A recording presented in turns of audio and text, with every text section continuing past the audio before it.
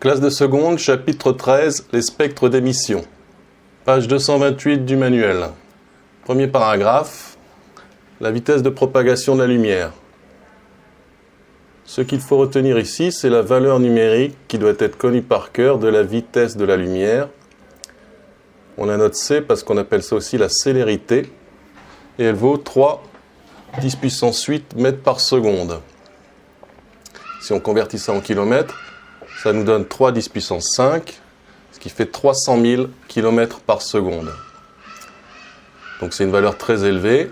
On peut la comparer à d'autres vitesses, celle d'un TGV, celle du son dans l'air, celle de la Terre sur son orbite.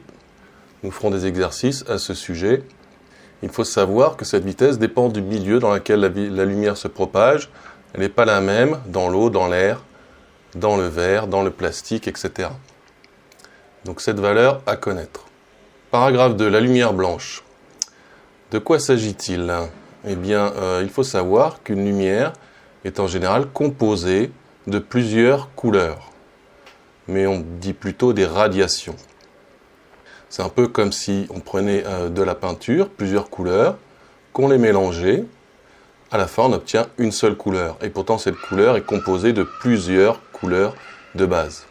Alors, si on mélange de la peinture, il est impossible de séparer les composants mélangés. La bonne nouvelle, c'est qu'avec la lumière, on peut séparer les différentes composantes, radiations de la lumière. Pour ça, il y a deux façons essentiellement. Premièrement, ce qu'on appelle les prismes. Les prismes, ce sont des petits blocs de verre qui ont la forme d'une pyramide comme ça. Et lorsque la lumière traverse ces blocs de verre, elle se décompose. Si on place un écran ici, on obtient ce qu'on appelle le spectre de la lumière. On va voir un arc-en-ciel. Dans le cas de la lumière qu'on appelle blanche, on va voir ce que c'est. Donc un prisme, on appelle ça un système dispersif. Il y a une autre façon de décomposer la lumière, c'est ce qu'on appelle les réseaux. Un réseau, c'est un dispositif en plastique strié par des petits traits très rapprochés, comme par exemple un CD-ROM. Si on envoie de la lumière solaire sur un CD-ROM, on voit la lumière décomposée, on voit un arc-en-ciel ici. Maintenant, ce qu'il faut savoir, c'est qu'il y a deux façons essentiellement d'émettre de la lumière. La première, c'est de chauffer un objet. Par exemple, de la lave en fusion, du verre en fusion qui sort du four, une bougie, c'est une réaction chimique très exothermique, donc qui chauffe le milieu environnant, ça crée de la lumière. Un feu de bois, émettre de la lumière sous l'effet de la chaleur, on appelle ça l'incandescence. Des telles lumières, si on les décompose, donnent un spectre qu'on appelle continu, c'est-à-dire qu'on observe un dégradé continu de couleur sans aucune zone noire. On va voir que dans le deuxième cas, ça sera différent. Ce que l'on doit savoir aussi, c'est qu'à chaque couleur, chaque radiation, on peut associer une grandeur qu'on appelle la longueur d'onde et qui s'exprime en mètres. Ici, c'est un multiple, un sous-multiple plutôt, le nanomètre.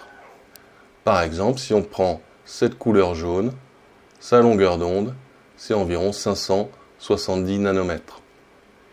Il faut savoir également que la lumière émise dépend de la température de l'objet. Si l'objet est très chaud à 6000 degrés Celsius, il va émettre des radiations qui se décalent vers le bleu-violet. S'il est moins chaud, plutôt des radiations qui se décalent vers le rouge.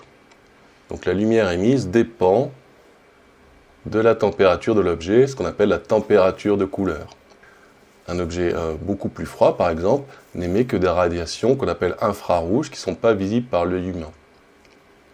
La deuxième façon d'émettre de la lumière, c'est comme les tubes fluorescents qu'il y a au plafond des salles de classe. De quoi s'agit-il ? C'est donc un tube dans lequel il y a un gaz, et ce gaz est traversé par un faisceau d'électrons. Les électrons vont donner de l'énergie aux atomes de gaz, et ces atomes vont restituer cette énergie sous forme de lumière. Eh bien, si l'on fait le spectre avec un système dispersif de ces lumières, on obtiendra quelque chose de différent, un spectre discontinu.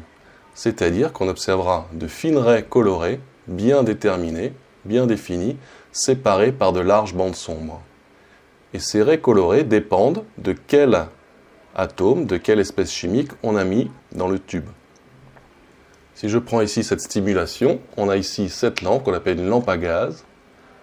une fente qui permet de sélectionner une partie de la lumière émise, une lentille qui va la concentrer sur le système dispersif, ici un réseau, et on projette ça sur un écran. Qu'est-ce qu'on voit sur l'écran? Eh bien, si on prend par exemple de l'hydrogène dans le tube, on va voir apparaître des longueurs d'onde, une violette, une espèce de bleu-vert, et du rouge à 655 nanomètres. Entre ces bandes colorées, ici, ça devrait être du noir total, normalement.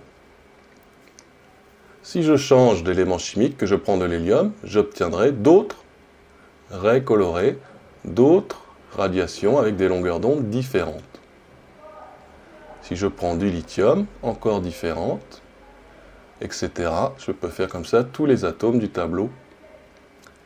Le néon, vous voyez qu'il y a d'autant plus de bandes colorées que l'atome est riche en électrons. Alors ce qu'on peut comprendre aussi, c'est que ces spectres sont caractéristiques, permettent d'identifier les éléments chimiques. C'est comme ça qu'on arrive à connaître la composition chimique des étoiles, par exemple en étudiant la lumière qu'elles émettent.